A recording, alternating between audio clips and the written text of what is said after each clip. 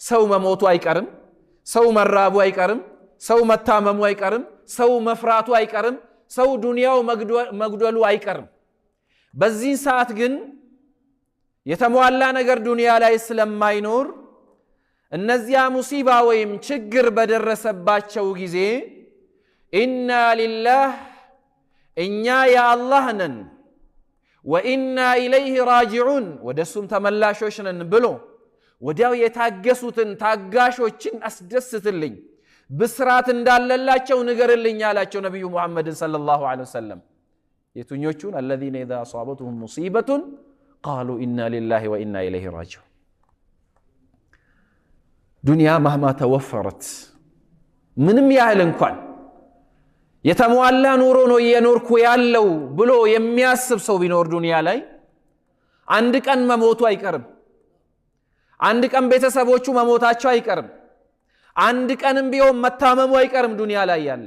አንድ ቀንም ቢሆን ዱንያን በዚህ በኩል አሟላታለሁ ወይም ደግሞ ይሄን ያህል ዱንያ ያገኛለሁ ብሎ መጓደሉ አይቀርም አንድ ቀን የሆነ ነገር መፍራቱ አይቀርም ዱንያ ላይ ያለ ለማንም የማይቀር ስለሆነ ማለት ነው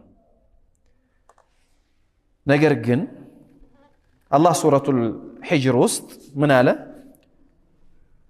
የአኺራ ዱንያ የአኺራ ተቃራኒ እንደሆነች ተናገረና لا يمسهم فيها نصب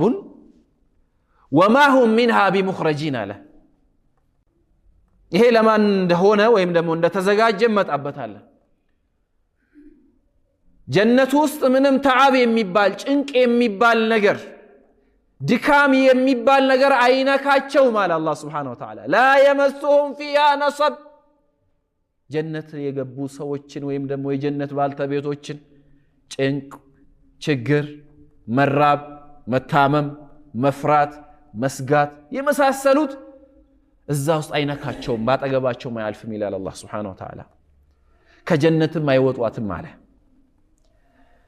ስለዚህ በዱንያ ላይ የኖርን ለምን ተፈተንን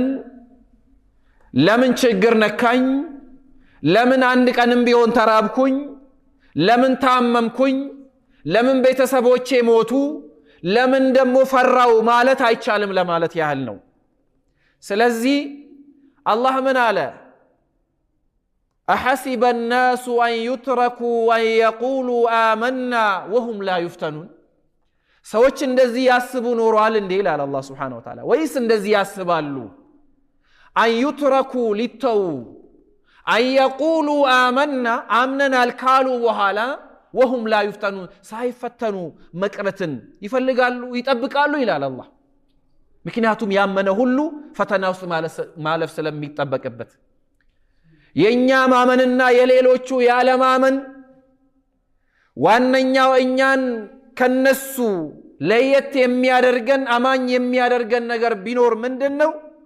ከዚያ ውስጥ አንዱ ከኢማን ውስጥ አንዱ እኛ ተፈተነን በፈተና ውስጥ አልፈን ለችግር ብለን